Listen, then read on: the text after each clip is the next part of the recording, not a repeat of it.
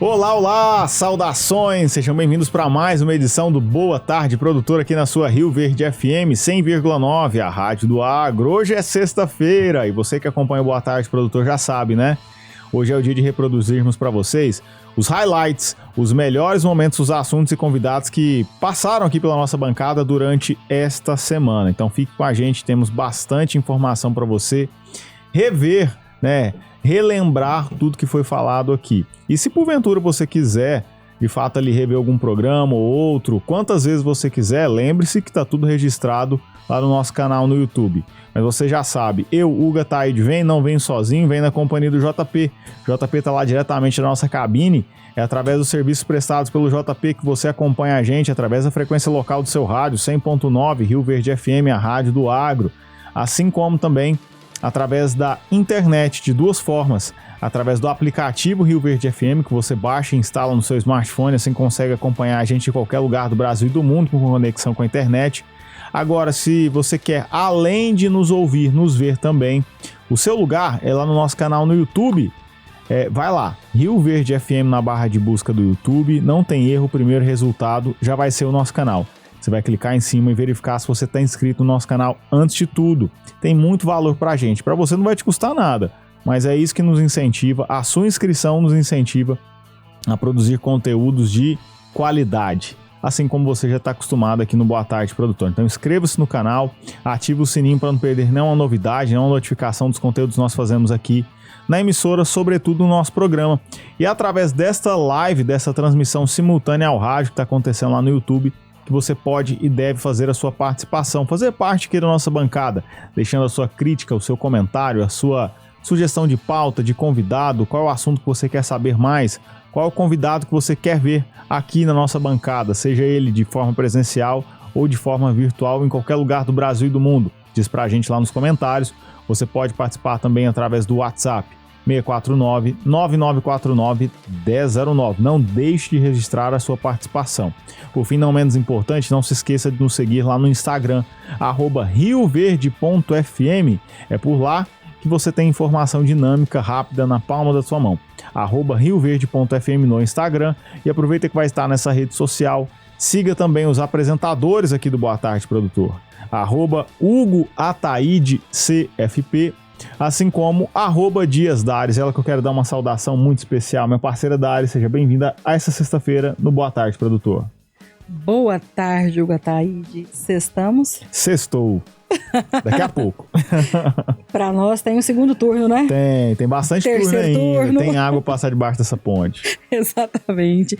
João Pedro, boa tarde para você. Obrigada pelos serviços prestados. Nossa audiência qualificada, muito bem-vindo nessa sexta-feira, aonde você vê os melhores momentos do nosso programa, né? Dos programas que foram feitos durante a semana. E eu tenho certeza que vai te enriquecer de alguma maneira. A gente sempre traz assunto atual, a gente sempre traz convidados muito interessantes e que têm conhecimento de causa. E se você quer rever os programas inteiros, você vai lá no YouTube e você consegue assistir. De repente é um assunto pertinente a alguma pessoa que você conhece, manda o link para a pessoa assistir, porque com certeza vale muito a pena. É o início de uma consultoria, diria. E o nosso telefone para contato é o 649-9949-1009.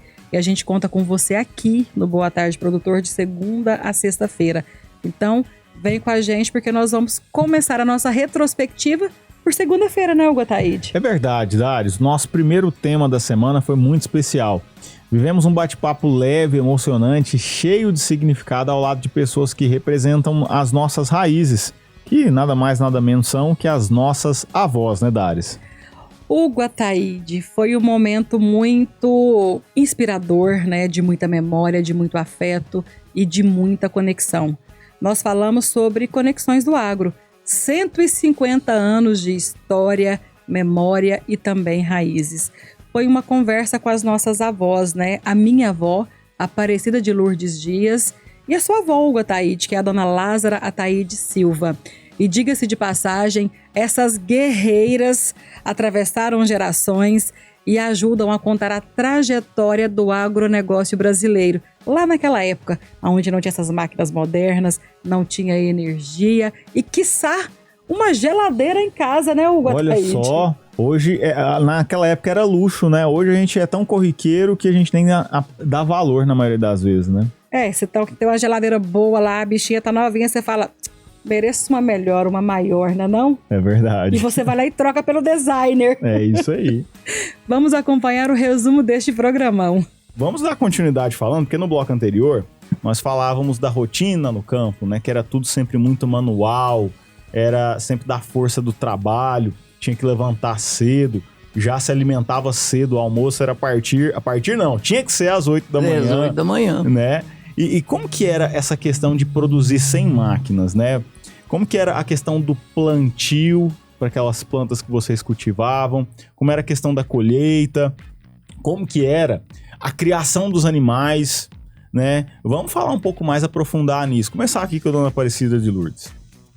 Plantava, naquele tempo, nem arado não arava, era chão sem arar, sabe? Nós plantava, eu até ajudava a plantar na roça, tinha uns caras que iam furando os buracos, nós ia plantando. E era nós, os peão, tudo plantando. E eu plantava de matraca também, depois passou plantando de matraca. Plantava o milho, depois plantava o feijão junto e ia colher. Trabalhei o ano inteiro. O serviço não acabava, né? Não acaba. O serviço na roça não acaba. É muito serviço. E como que era lá, avó Lázaro? Também era parecido? Como é que vocês plantavam? Usava muito animais, usava cavalo, usava mula? Como é que era? Era. Meu pai, né, moía a cana, punha os cavalos, né, para puxar o engenho. E aí levantava, né, era 3, 4 horas da manhã. E aí a minha mãe já estava preparando já. Bem dizer, era um almoço de manhã, né? Porque quem ia pra roça, aí nós fritava banana, ovo, nós fazia mexido, ou então já comia o arroz como preferia, né? Que cada um gostava de um jeito, né? E fazia também, né? O arroz doce, ou a canjicada, e como não existia geladeira, nós nunca pensava na vida que ia nem conhecer uma geladeira, né? Não tinha esse igual a avó que falou. Não tinha essa facilidade que tem hoje, né? Então era tudo preparado na mão, na hora, né? E aí, igual ela falou, né? Da colheita. O arroz, nós trabalhávamos muito, porque era os peão batendo arroz na banca. Outros batiam o feijão, né? E tinha os cambão, que eram as varas, né? Os que chamava cambão. E batia o feijão. Aí nós banava na peneira. Pra tirar a casca. Pra tirar a casca. Banava na peneira. E aí a gente tinha que rodear, né? Eu custei aprender a rodear, porque senão você tinha que ficar catando, demorava muito, né? Aí vai rodeando ele junta a munha por cima, aí a gente tira. E aí ia banar, né? Porque aqueles mais pesados, você banar, ele não sai, tem que catar. Ô Bisa, e como que era viver lá na roça? A casa a gente sabe que tinha uma estrutura boa, era uma casa aconchegante, mas com esse tanto de gente em casa, com o tanto de trabalho que tinha, sem energia e sem água encanada, como é que era isso? Eu buscava água no córrego, distância longe. Eu tenho problema de bronquite, carregava essa lata d'água, eu quase morria, mas eu dava conta.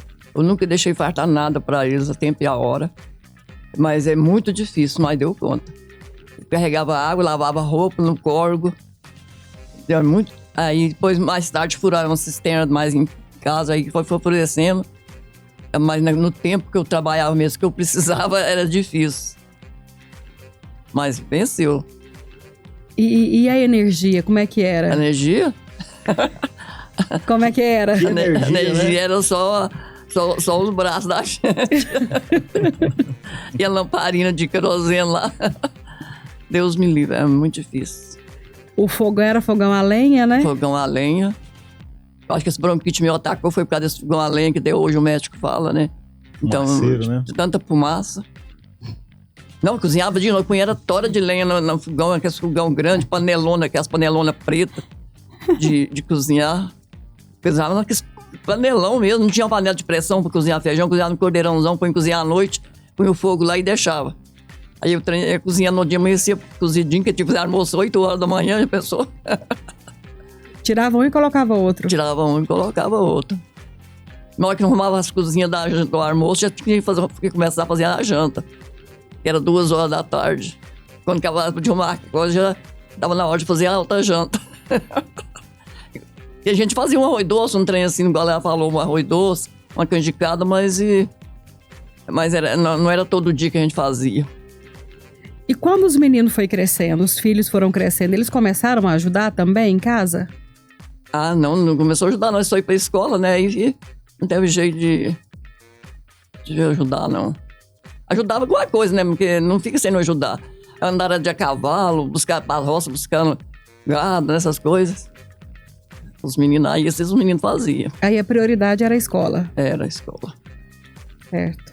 A curiosidade minha era justamente essa. Você tocou num ponto da questão do transporte, né, dona Lourdes? Porque a gente tá falando de um tempo onde já tinha carro, já existia carro, né, obviamente.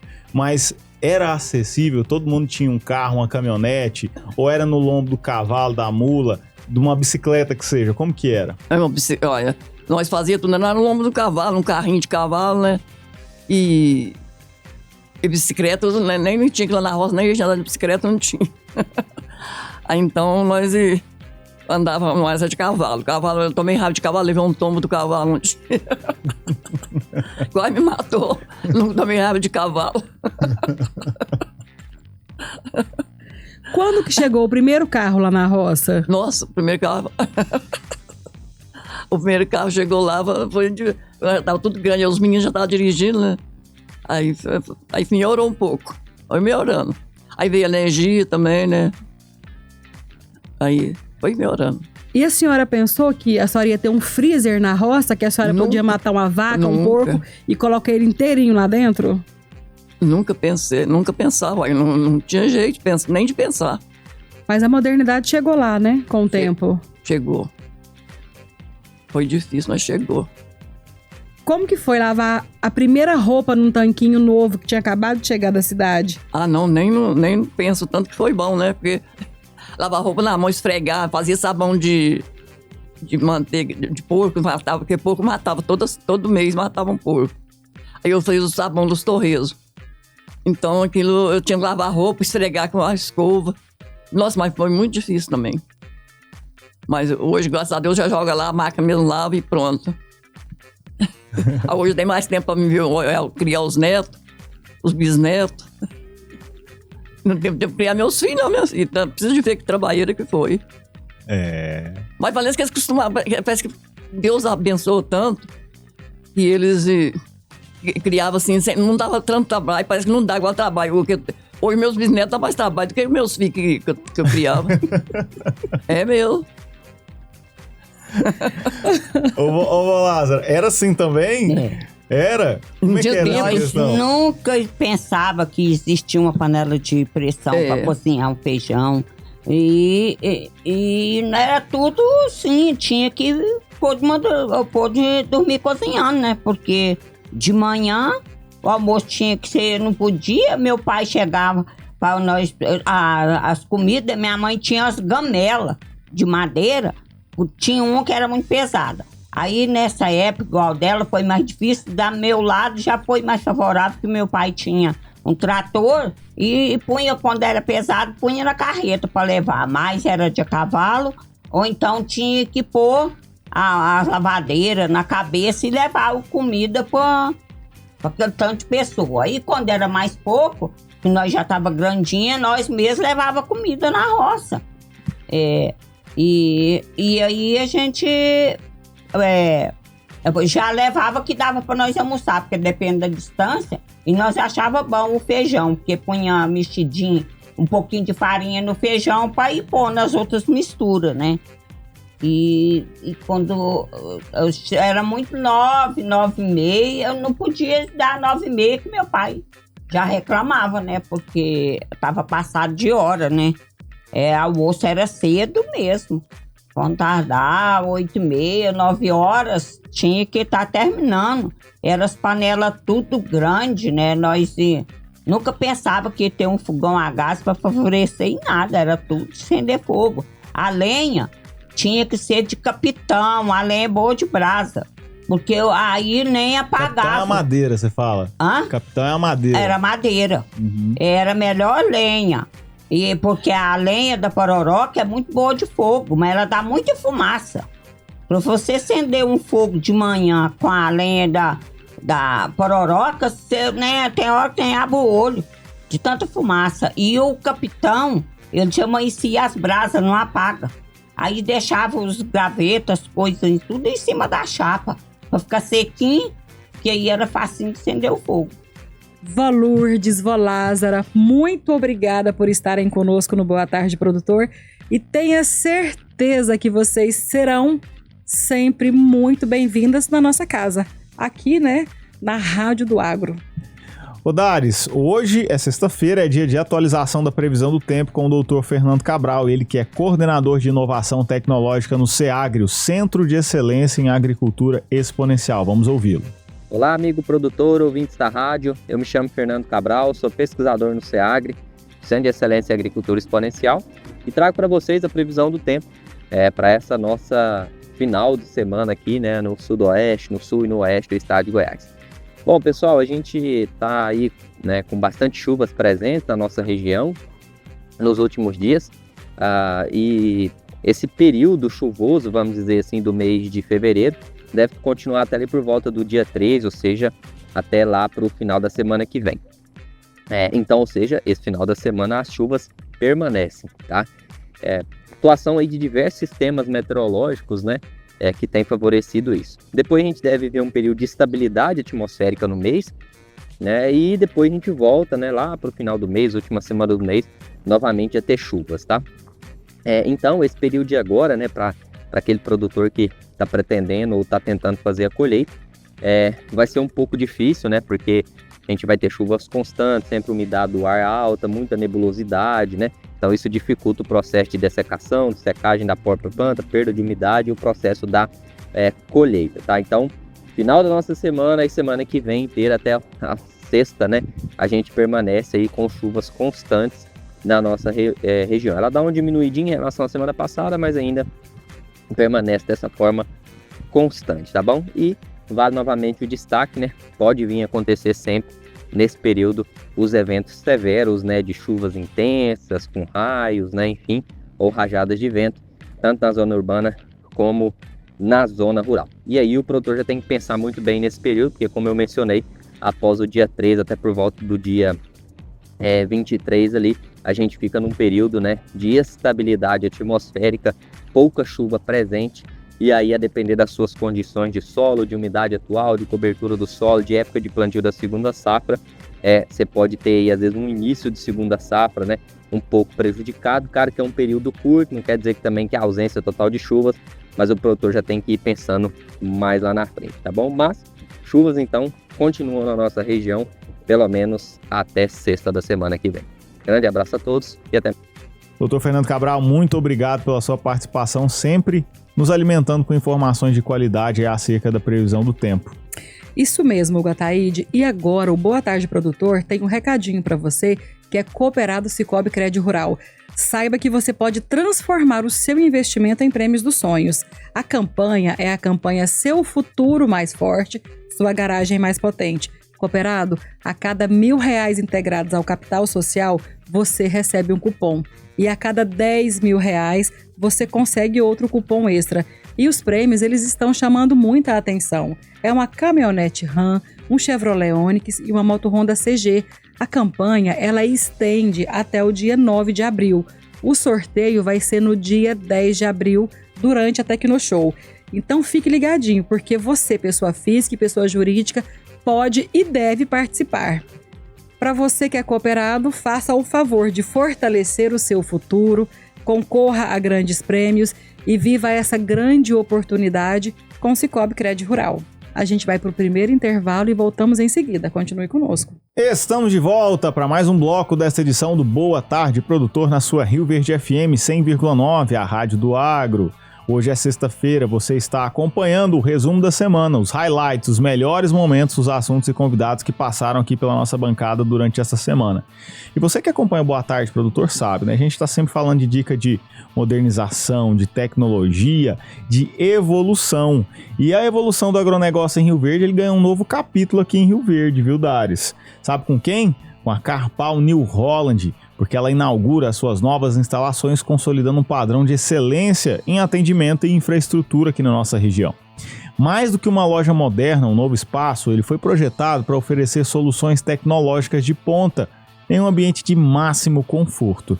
Esse é o compromisso da Carpal em investir no futuro da região, acompanhando o produtor com a dedicação de sempre, uma trajetória de crescimento compartilhado com quem move o país. Carpal New Holland, novas safras, mesmo cuidado.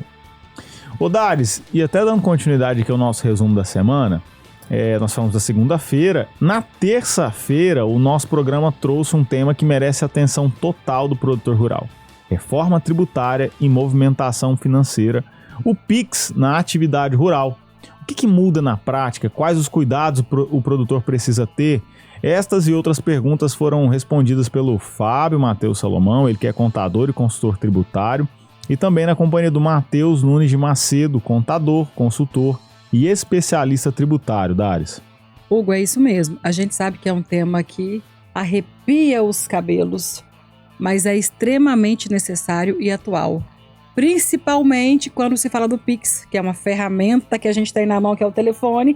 Sim. Você faz Pix o tempo todo, né? Uhum. Qual que é a tua conta? Manda pra mim aí que eu preciso fazer uma transferência pra você. Nada, vou te mandar o endereço do meu Pix, faz por lá mesmo. Uhum. A gente sempre faz isso, ficou, né? Corriqueiro, né? Ficou cotidiano, ficou natural. O Pix virou uma extensão do braço, né? É, isso mesmo. Você vai lá, faz um Pix. Diria até melhor, Dares, a extensão da nossa carteira. Boa, gostei. Então nós falamos sobre essas mudanças, né? O que ela pode impactar na rotina, na gestão e também na sua segurança financeira. A conversa ela foi muito simples, clara e direta. Vamos ao resumo deste programa. Vamos começar falando aqui sobre fiscalização, Pix e imposto de renda. O produtor rural enfrenta um novo ambiente fiscal, né? Digitalização, cruzamento de dados, movimentações via Pix, operações bancárias também monitoradas, né? E maior rigor também da Receita Federal. E se tem um órgão que funciona bem é a Receita Federal. Esse aí dá aula para o mundo, né? Informações e organização passaram então, portanto, a ser decisivas para evitar problemas. Como que a gente pode começar dando dicas nesses contextos, Fábio? Vou começar aqui com o Fábio. Então, Hugo, realmente o produtor rural tem passado por diversas mudanças, né? Essa área, a informatização, ela é pesada, começou realmente... já faz alguns anos que a nota fiscal se tornou eletrônica, né? E ela vem sendo substituindo algumas notas fiscais de alguns municípios e vai chegar ao fim o documento em papel. Então vai ficar 100% eletrônico. A nota fiscal não deixa de ser uma obrigação acessória que o produtor também está entregando. Porque ela é um arquivo e esse arquivo, ele está, na verdade, ele é liberado pela Receita Federal. Então, está na base de dados da Receita Federal para que ela consiga analisar o CPF de qualquer cidadão. E o produtor rural não é diferente. Então, todas as compras que ele faz e todas as vendas que ele faz, a Receita tem isso dentro de casa, digamos assim, né? E cada vez mais a gente vê o cerco se fechar no sentido de que não vai ficar nada para trás. O produtor tem que tomar bastante cuidado com o que está vindo aí. A partir de 2026, a gente está vendo mais investimentos por parte do governo federal em tecnologia, realmente investindo em tecnologia para fazer essas apurações, fazer esses acompanhamentos. Então não dá para deixar nada sem declarar. A gente está orientando. Na fazenda tem o costume de contratar mão de obra de pessoas que às vezes não têm uma empresa constituída, pessoas informais, né? Sim. O cara contrata para uma roçada, contrata para fazer uma cerca, e essa pessoa, na maioria das vezes, é autônoma e não declara nada, não paga nada de imposto em cima dessa receita. A gente está orientando que o produtor tome bastante cuidado com relação a isso aí, porque isso também está na mira da Receita Federal. Nesse caso, o produtor teria que colocar esse valor dentro da folha de pagamento e recolher os impostos, né? Fazer as retenções de impostos desse prestador de serviço. Ou então exigir que ele tire uma nota fiscal para justificar essa saída de dinheiro, né? Esse também seu, ele deixa a gente com a pulga atrás da orelha, né? Também. Isso quer dizer, Fábio, que hoje a Receita Federal, ela está visando muito mais o empresário rural? Essa realidade está mudando? Explique isso pra gente, por favor. O produtor rural é um empresário que está muito na mira da Receita Federal, né? Porque a Receita tem entendido que o faturamento é alto, né? Os valores realmente são altos por conta do movimento, né? O produtor precisa ganhar escala para poder conseguir a margem cada vez mais apertada, principalmente no atual momento que estamos vivendo, né? Então o produtor precisa ganhar escala. E esse ganho de escala acarreta num faturamento muito alto. E uma das fontes, eu acho que assim, uma mina de ouro para a Receita Federal é realmente fiscalizar ainda mais essa atividade. E ela tem feito isso de maneira muito eficiente. Não precisa mais de um fiscal da Receita vir aqui no escritório do produtor, pegar a documentação para verificar qual está sendo se existe sonegação ou se não existe sonegação. Ele tem tudo isso no sistema da Receita. E a gente está vendo cada vez mais a IA tomar conta o governo contratando IA, né, colocando a IA em funcionamento para substituir a mão de obra. E para o produtor rural isso é um problema muito sério. Muitos ainda não estão organizados, né? Não tem escritório próprio, às vezes está muito focado na produção. Não está errado, tá? Eu não estou julgando, eu acho que está certo mesmo, mas ele tem que ter um acompanhamento a partir de agora muito mais acirrado, porque os meios de fiscalização estão muito sofisticados, digamos assim. Até li uma reportagem esses dias que o governo está investindo nesse ano, 2026, 1,8 bi em equipamentos para fiscalização. E não eu pago em dinheiro, eu declaro como parceria, mas recebo arrendamento, o governo não vai pegar. E a gente sabe que a inteligência artificial, ela está substituindo aí a inteligência humana, né? Sim. Com muito mais eficiência e rapidez. Então não dá para a gente brincar com isso. Nós temos que realmente planejar, sentar com cada família, com cada produtor, porque o negócio é muito sério. Ô, Matheus Nunes, e você, hein? O que você tem observado nesse contexto de transformação, de mudança, de digitalização, de cada vez mais a gente ter um órgão, uma Receita Federal mais integrada com os demais órgãos ali de fiscalização? O que você tem visto por parte do produtor aí na sua caminhada? Hoje em dia, né, já vem evoluindo bastante, como o Fábio falou, essa questão de IA. E a própria Receita Federal, se a gente for analisar no decorrer dos anos, com o imposto de renda, ela já vem ficando em cima mais, querendo ter essa fiscalização em cima do produtor rural a cada ano, porque a movimentação financeira dele é mais alta, são mais altas, e ele tem bastante custos dentro da sua produção, e esses custos também a Receita tá de olho, porque igual o Fábio falou, autônomos informais que não emitem nota, então eles querem começar a organizar não só o produtor, toda essa cadeia que engloba ele. Então, a gente já tem o livro do caixa, que começou sempre aumentando o valor mínimo para poder fazer a entrega dele, porque ela quer estar a par de tudo, ela quer estar a par de todas essas receitas que estão sendo declaradas e todas essas despesas também referente à atividade rural. Então, essa fiscalização ela vai ficar maior agora também com a implementação da reforma tributária. Então, a gente tem que se adequar mesmo, viu? E é interessante o que você disse, Matheus, porque a gente vê que cada vez mais os empresários eles estão buscando equipes multidisciplinares. para compor a equipe para que ele trabalhe bem, tanto dentro da porteira quanto fora da porteira. Isso já é uma realidade, né?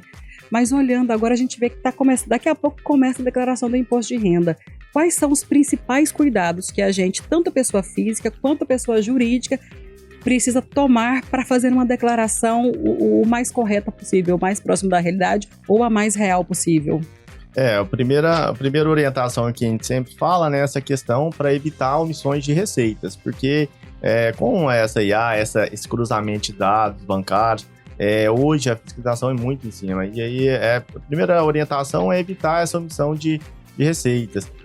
Segundo também, despesas médicas também, agora a partir de 2025 já acabou o recibo médico, aquele de papel, então chegava no imposto de renda e ia lá e procurava o contador para poder me dar um recibo daquela consulta que eu tive há 10 meses atrás. Agora acabou, recibos online são até 60 dias, então se preparar agora, já ir atrás desses recibos médicos, porque a declaração de imposto de renda começa agora em março e tem somente até fevereiro para pegar esses recibos referentes a 2025. Então essa é uma orientação muito importante que a gente dá para as pessoas declarar o imposto de renda agora. E buscar organizar essa questão dos bens e patrimônios, comprou o carro, leva o documento para o contador, apresenta toda essa documentação, não esconde nada, essa questão dessa evolução patrimonial, conversa com o contador, seja aberto com ele, mostre toda essa evolução que você teve, para evitar depois uma fiscalização da receita e para ter uma boa relação para poder fazer a coisa certa. O contador, eu entendo que o contador tem que ser o principal amigo do produtor rural, do empresário a partir de agora, porque, como o Matheus estava dizendo, ele tem realmente que sentar com o profissional e abrir o jogo, né? Não tem como esconder nada, então preciso colocar todas as cartas na mesa e junto, não existe uma receita de bolo, né? Principalmente agora com a reforma tributária, as coisas ficaram muito particularizadas, ficarão cada vez mais ainda. Porque o produtor, às vezes, ele tem mais de uma receita. Atividade rural, tem também locação de imóveis, né? Tem atividades mistas. Então, é muito importante que ele sente com antecedência com o seu contador, coloque essas informações todas para serem estudadas, né? Faça um projetinho, como é que vai ser daqui para frente, quanto isso vai custar para mim. Então, nós temos feito muito esse trabalho. Quanto é que isso vai custar para mim? Porque eu preciso estar preparado. O produtor rural não tem não tem a possibilidade de colocar preço no produto dele, né? É commodity e então ele está sujeito por conta do mercado, uma hora está em baixa, outra hora está em alta, né? Então, ele não tem essa possibilidade de colocar preço no produto dele. Mas ele tem condições de se preparar, sentar com o profissional, entender quanto que isso vai custar para ele planejar. Isso é muito importante. Fábio, Matheus, o nosso Boa Tarde Produtor está de portas abertas para vocês. Sejam sempre muito bem-vindos e parabéns pela dinâmica e pela leveza de um assunto tão complexo e tão difícil. O Dari, sem delongas e já dando continuidade aqui à nossa próxima pauta do resumo, né? Na quarta-feira, o Boa Tarde Produtor teve a honra de receber os médicos veterinários Juliana Aquino e André Turra Moleiro, né, Dares? Isso mesmo, Hugo. O bate-papo foi muito especial. Nós conversamos sobre sanidade animal, importância dos leilões e das casas de negócio, assim como, né, o contato direto entre quem vende, quem compra e aquela pessoa que vai lá para fazer o network, para comer o espetinho e para ver gado na pista, para quem gosta de movimentação. Vamos ao resumo deste programa. Um ponto importante aqui, porque o leilão, ele une, como vocês mencionaram aqui, vendedores e compradores. E aí, quando a pessoa toma a decisão de ir para o leilão, seja para comprar ou para vender os animais, o que cada ponta tem que observar para se fazer bons negócios? O que o vendedor tem que observar? Ele chegou lá e falou, não, tem interesse em participar do leilão. O que ele tem que observar para fazer um bom negócio? E o comprador que vai lá para participar, às vezes não vai nem para comprar, só para fazer network e até um momento de entretenimento com fraternização que também é saudável. Mas o que essa pessoa que vai comprar também tem que observar? Ambas as partes devem observar os cuidados. Vou começar ouvindo o André. Então, Hugo, muito passa pelo que o Juliano comentou da sazonalidade, né? A gente tem as épocas do ano aí que o pessoal começa a preparar as compras para fechar gado em confinamento. Então, assim, o cara já vai estar procurando, o pecuarista procura um animal um pouco mais pronto, né? Um garrote ali mais preparado no ponto de coxo para servir ele, para engordar e terminar esse animal. Então, essa época que esse pessoal abre as compras, entendeu? Eles já vão pro leilão, eles têm um número X na cabeça de quantas cabeças eles precisam comprar. Então, ali é oportunidade. Então, o gado tem qualidade, tem um aspecto, atende os requisitos, né, do padrão racial, né, de um aspecto genético, a gente sabe que está em volta aí. Atender os requisitos dele ali, ele não perde a oportunidade, não. Ele tem uma quantidade muito grande, às vezes, para cumprir, né, desse gado. Então, é a hora que o vendedor, né, aproveita o momento também e faz essa comercialização acontecer. E aí é onde é aquele negócio perfeito, né? Fica aquele negócio bom para os dois lados. E eu sempre brinco que o leilão é igual como você comentou, é onde vendedores encontram compradores. Ali é uma ferramenta que canaliza tudo num local só, né? Perfeito para isso. O fim é o mesmo, né? Com certeza. Comprar e vender. E olhando para, no geral, você disse assim, que todo mundo é tratado da mesma forma porque é uma casa de negócios, isso é excepcional. Mas aquele pequenininho que chega lá, às vezes ele fala, nossa, eu trouxe aqui um lote com 3, 4 animais, eu não sei precificar. Como é que vocês auxiliam na confecção, na construção do preço daqueles animais? Então, como a gente sempre diz, o mercado sempre é soberano. A gente não adianta inventar o que não existe. Então, a gente não pode fugir da realidade. Então, assim, os preços vêm sendo praticados ali semanalmente, né? Não altera tanto, a não ser alguma mudança drástica, mas assim, a gente sempre trabalha no que de forma muito cautelosa, né? Com o pé no chão e explica pro pessoal, ó, a tendência é girar em torno disso. Mas eu posso dizer francamente para vocês que na grande maioria das vezes vende muito a mais, muito acima do que o pessoal procura. E isso aí a gente fica muito feliz. Quando a pessoa às vezes tem um número em mente ou trabalha isso na cabeça lá, eu quero tanto nesse rebanho. E no fim das contas ele passa desse valor e fica satisfeito. E quem tá comprando precisa comprar esse tipo de rebanho, entendeu? Então é igual aquela história, é bom pros dois lados, ninguém sai perdendo. E o interessante, em cima daquela primeira pergunta sobre o comprador e vendedor, é porque aqui nós estamos falando de um leilão que é muito conhecido. Então ali tem todas as normas, as exigências. Então o que o produtor tem que se atentar é em qual leilão que ele está comprando. Então, não é qualquer leilão que ele pode chegar e comprar, não é de qualquer jeito, não é qualquer lugar e de qualquer um. Então, ele tem que averiguar qual é o leilão que ele está entrando, tanto o comprador, tanto o vendedor, para com que ele possa se sentir seguro mesmo, estar comprando os animais de qualidade, que são inspecionados, que cumprem as normas e as exigências, né?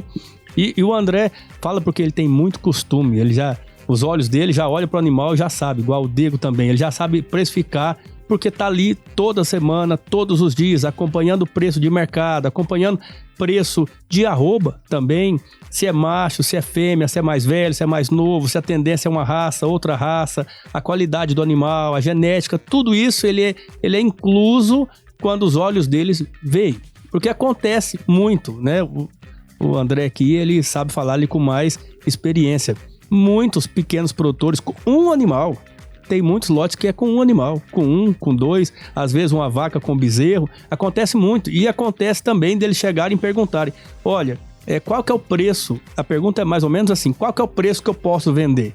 E ali, ele com a experiência ali de muitos anos, ele vai dizer, olha, o preço pode chegar mais ou menos a tanto, né? Então, ele olhando ali por trás, a qualidade genética, a idade, a raça, né? Tudo isso é averiguado e o produtor já sai sabendo mais ou menos o preço que ele vai ter ali no produto, naquele animal.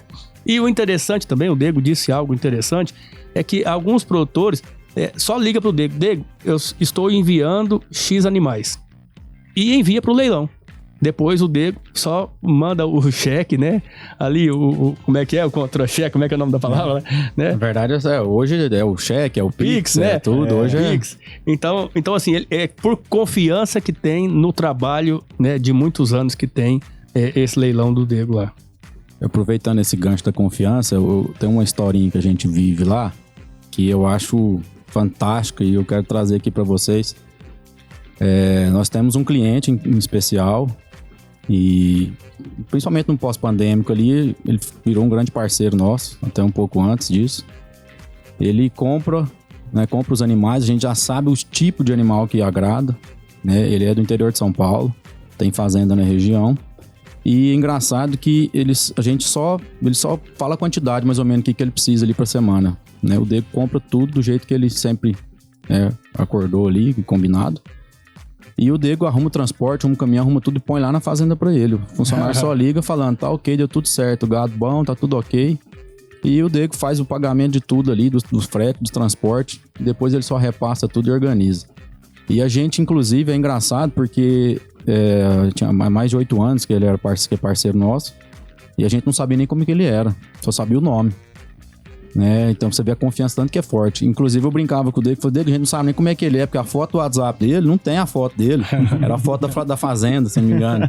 Então assim, a gente não sabe nem como que ele é pessoalmente. Então, e um cara que confia na empresa, né? Confia na gente de olhos fechados, em toda a equipe lá do Diego Leilões. E essa parceria perdura até hoje. Inclusive o Juliano teve a oportunidade de conhecer ele pessoalmente há um pouco tempo atrás, né? Lá no interior de São Paulo, o Diego teve um passeio lá e ele recebeu a turma muito bem. Então, assim, eu gosto de frisar essa história porque a gente vê a importância dessa confiança, a credibilidade, o que ela proporciona para a empresa, né? E isso é fantástico. André, interessante isso aqui, né? Vai dando as ideias. Como nós começamos aqui, disse que a rádio está no YouTube, né? Sim. Algumas pessoas estão acompanhando aqui, mandando mensagem. Estou te vendo no YouTube. E o interessante é que o leilão também está nas redes sociais, no YouTube. Então, compradores, eles entram no site, né, do YouTube. Lá tem a categoria, a idade do animal, o preço ali que está sendo dado no lance. E ele olha pela internet e ele mesmo na internet ali dá o lance. Uhum. Às vezes nem está presencial lá no leilão, mas ele está assistindo pela internet, não só em Rio Verde. Muitos compradores que são de outras cidades, como ele está falando, eles assistem pelo aplicativo, né, ou pelo site e dão os lances e ainda dá muito negócio pela internet. Olha a tecnologia chegando no campo, né? Sim, interessante isso. É verdade isso. Até a história de adolescência, né? A gente vai vendo, ele fala que isso é algo cultural, né? Tem um grande amigo meu, Lucas Cruvinel, que inclusive mandar um abraço pra ele. Seu Lazinho Cruvinel, que é pai dele, eu sempre chegava na casa dele, ele tava lá na TV com a tela do leilão ligado, né? Assistindo o leilão, acompanhando o leilão. Eu falei, seu Lazinho, você vai comprar? Eu falei, não, mas é bom de ver, né? Hugo, você sabe uma coisa interessante? Eu às vezes faço alguns leilões de animais, equinos, entre outros animais, e alguns são animais de elite, né? E eu responsável técnico de um leilão de elite, e de repente, pela internet, né? Jorge Matheus de um lado, Henrique Juliano. Talvez não é o Jorge Matheus, mas é o Jorge do Jorge Matheus, o Henrique do Henrique Juliano e tal. E dizendo, né, os próprios, aqueles cantores, né, e pessoas famosas, né, assistindo o leilão e dando lance. Eles mesmos assistindo em outros estados, dando lance, fazendo negócio como é que fala? E tendo contato ali como se estivesse dentro de um leilão. Caramba. Então, essa tecnologia, ela expandiu aonde o leilão não fica só na cidade, mas ela pode ser até interestadual. A importância da internet para esse tipo de evento que é o leilão. Juliano, André, sejam sempre muito bem-vindos ao nosso Boa Tarde, Produtor. Darius, vamos para mais um intervalo comercial. Daqui a pouquinho retornamos com a continuidade dos highlights, o resumo da semana, os melhores momentos dos assuntos e convidados que passaram aqui pela nossa bancada durante esta semana. Portanto, fique conosco. Estamos de volta para mais um bloco nessa edição do Boa Tarde, Produtor, aqui na sua Rio Verde FM 100,9, a rádio do agro. Hoje é sexta-feira, estamos reproduzindo para vocês os highlights, os melhores momentos dos assuntos e convidados que passaram pela nossa bancada durante esta semana. Agora tem uma dica muito importante para você que já acompanha ou quer acompanhar o mercado imobiliário aqui na nossa região. ADEME Informa. Esse é o programa que traz as novidades, análises e dicas essenciais para quem acompanha e quer acompanhar o mercado imobiliário. Seja para investir, para morar ou para empreender, no ADEME Informa você fica por dentro das tendências, das oportunidades e de tudo que move esse setor. Então anote na sua agenda aí, todo sábado, das 11 ao meio-dia, aqui na Rio Verde FM 100,9, a rádio do agro, ADEME Informa. Participe!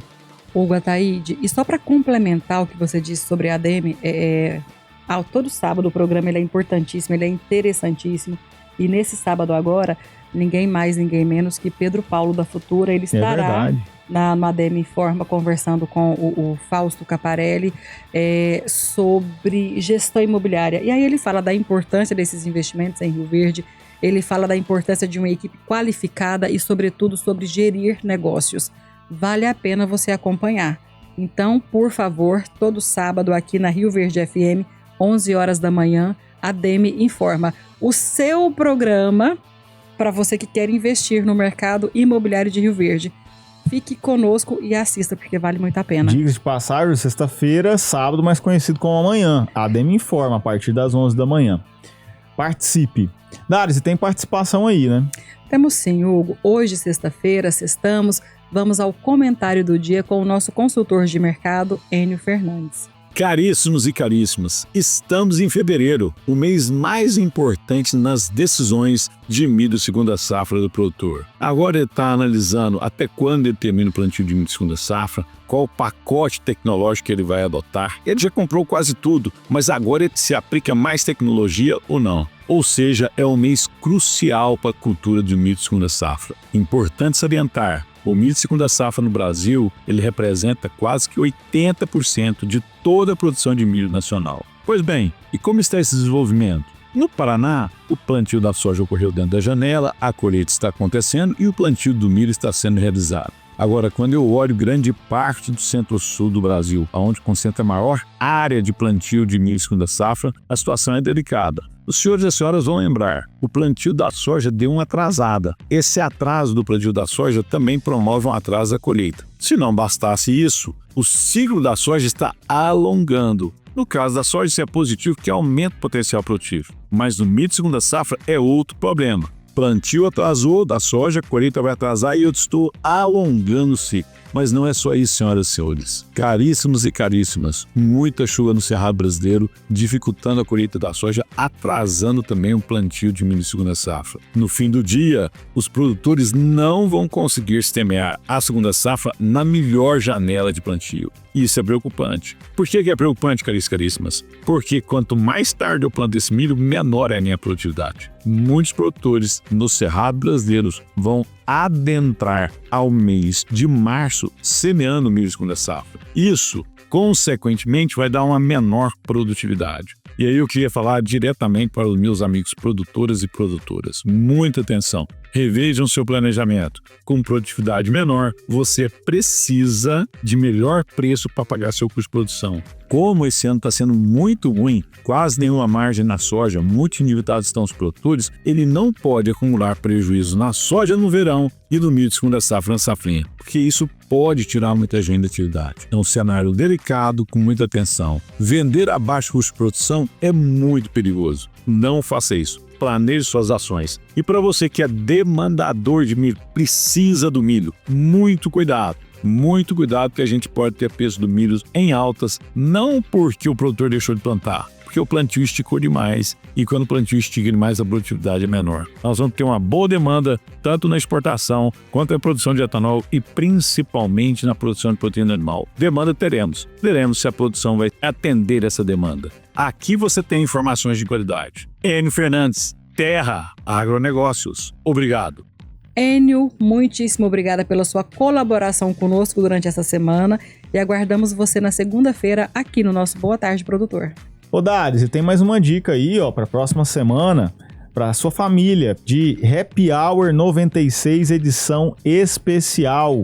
Você que gosta do som dos Beatles, você que viveu aquela época, ou você que é uma geração que é influenciada, que curte o som dos Beatles, na próxima quinta-feira, melhor dizendo, dia 12 de fevereiro, tem o Happy Hour 96 edição especial aqui na Praça de Alimentação do Buriti Shopping. A Rádio 96 vai transformar a Praça de Alimentação do Buriti Shopping numa noite de muita música, animação e diversão. Tributo aos Beatles, com a banda The Blackbirds. É totalmente gratuito, tá?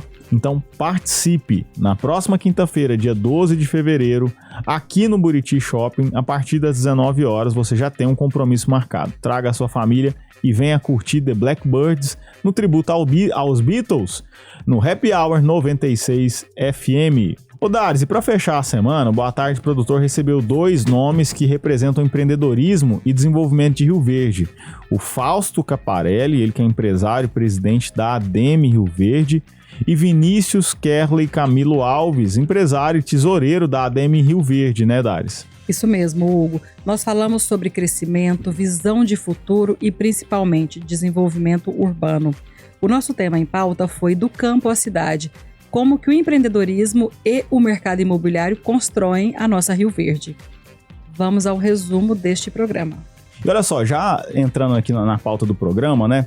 Falar sobre Rio Verde. Quando a gente fala de Rio Verde, a gente tá falando do agro forte e a cidade que cresce. Isso aí é fato, né? A gente poderia, de grosso modo, resumir Rio Verde assim.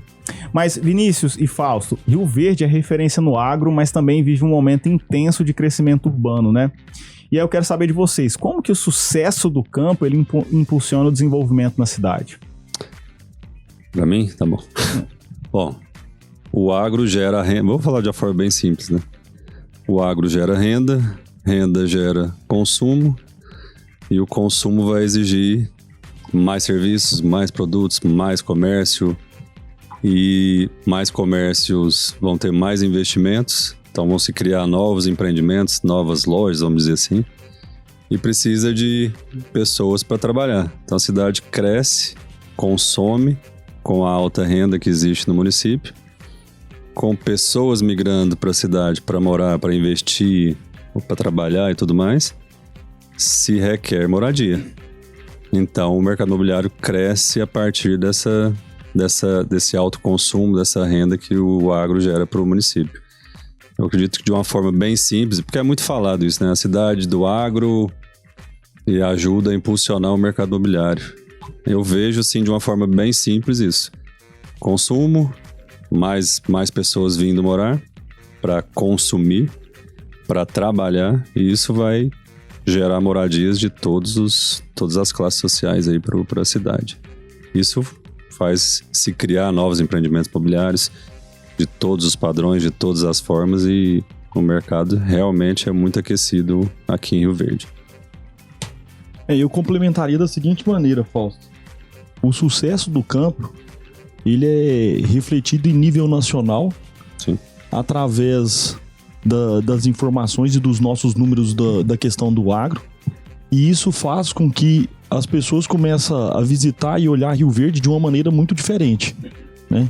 Então, quando a gente observa que houve uma migração de mais de 185 mil pessoas nos últimos 2 anos para o centro-oeste, no estado de Goiás, principalmente, a gente vê que esse público, além de olhar número, ele quer qualidade de vida, ele quer uma remuneração e ele quer segurança para a família.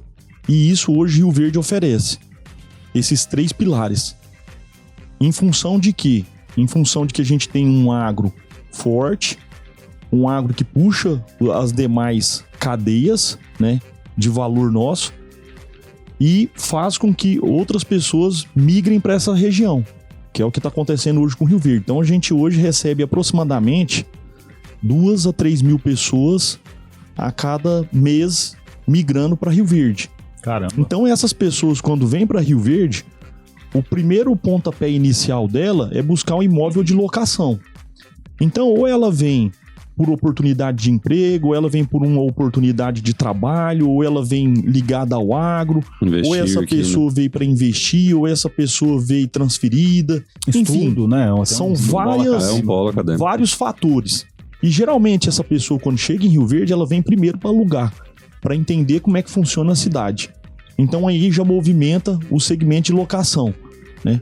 Eu até vi agora recentemente algumas pessoas fazendo um protesto contra os valores do aluguel, mas isso demonstra justamente que a taxa de juro está um pouquinho mais alta, o investidor que tem um imóvel cobra um pouco mais caro e no final do dia o consumidor acaba tendo que ter as suas escolhas a ser definida, né? Que acaba sendo um outro investimento.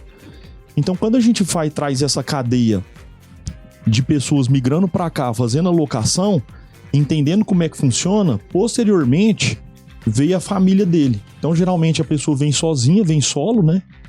E com 3, 6 meses vem o restante da família aí sim ele vai fazer a aquisição do imóvel, né? Então isso tudo reflete, traz essa cadeia muito grande de valor que tem o imóvel, né? E a construção civil é o que mais emprega hoje no Brasil, né? Que mais tem gerado emprego. Mas também tem outra preocupação, né, Fausto? A nossos canteiros de obra tá ficando com público sênior.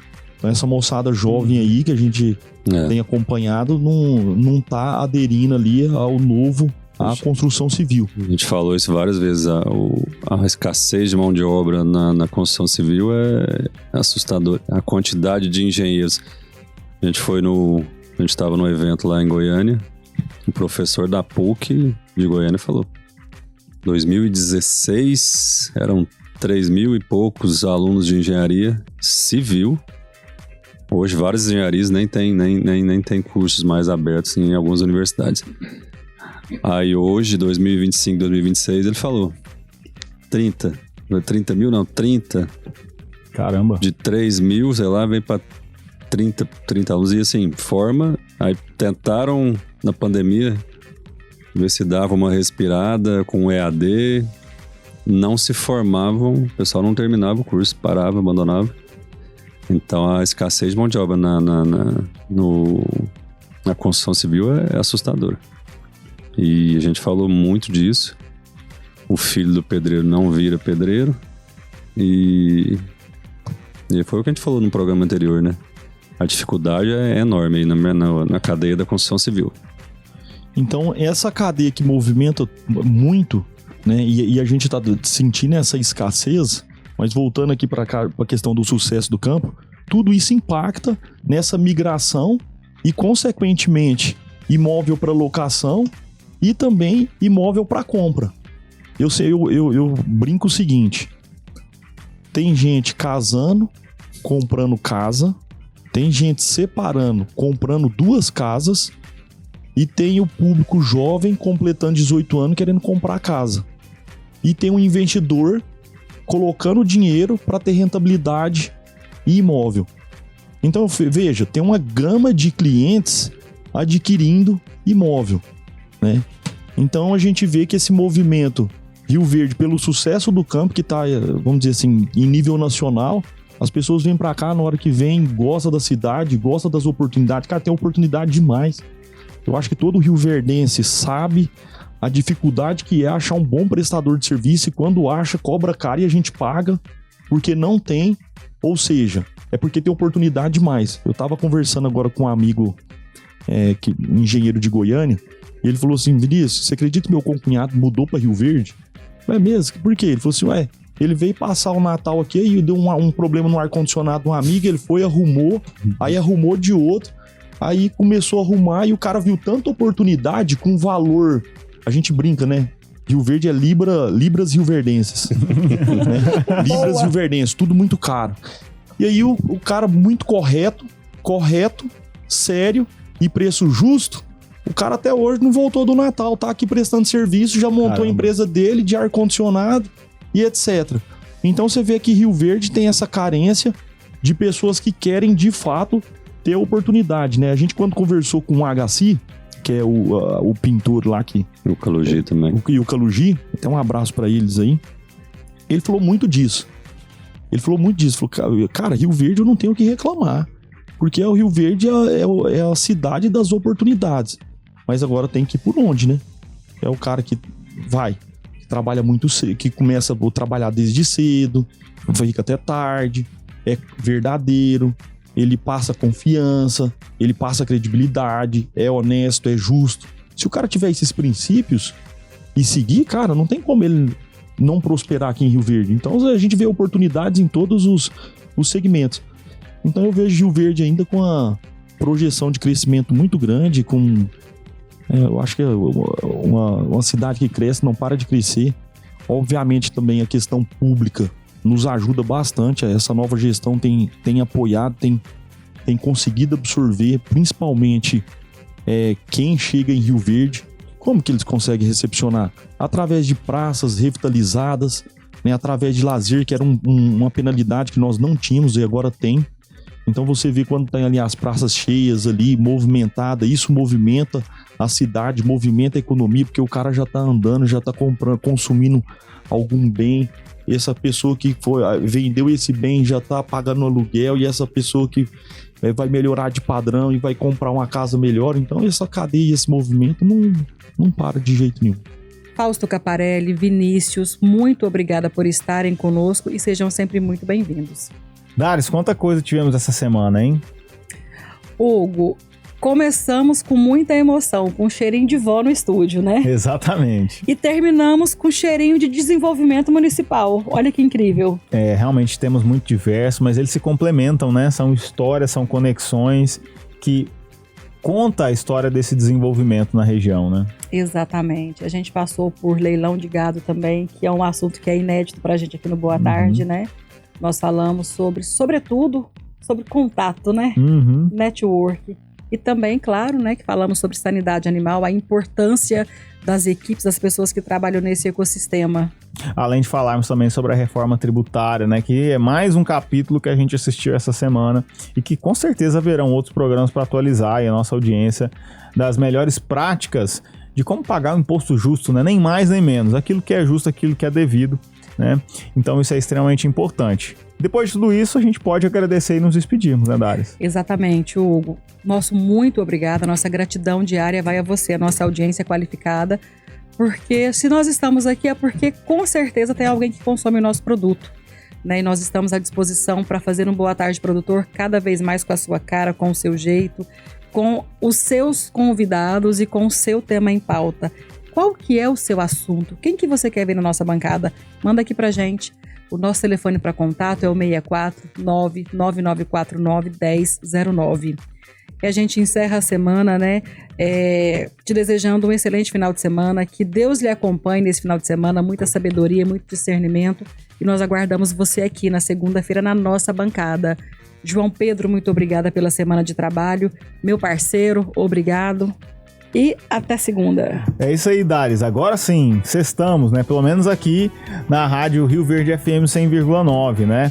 Ainda tem água a passar debaixo dessa ponte, mas a gente agradece sempre a sua audiência, agradece a todos os convidados que passaram aqui pela nossa bancada, que se dispuseram a ter o seu tempo e energia para compartilhar o seu conhecimento com dicas relevantes e soluções para a melhor tomada de decisão lá no campo. Você sabe que o Hugo Ataíde não faz nada sozinho aqui. O JP tá lá na cabine, quero agradecer os serviços prestados aí, levando a nossa audiência na frequência 100.9 Rio Verde FM, toda essa informação, esse conhecimento, este conteúdo, assim como também na internet, através das mais diversas mídias e plataformas digitais onde nós estamos inseridos. Agora, a minha gratidão maior vai a você, nossa audiência extremamente qualificada, que nos honra muito mais do que somente com o seu tempo, nos honra com a sua credibilidade e confiança diária depositada aqui no Boa Tarde, Produtor. Eu, Hugo Ataíde, fico por aqui, mas na semana que vem a gente está de volta. Um ótimo final de semana, Deus abençoe e até lá.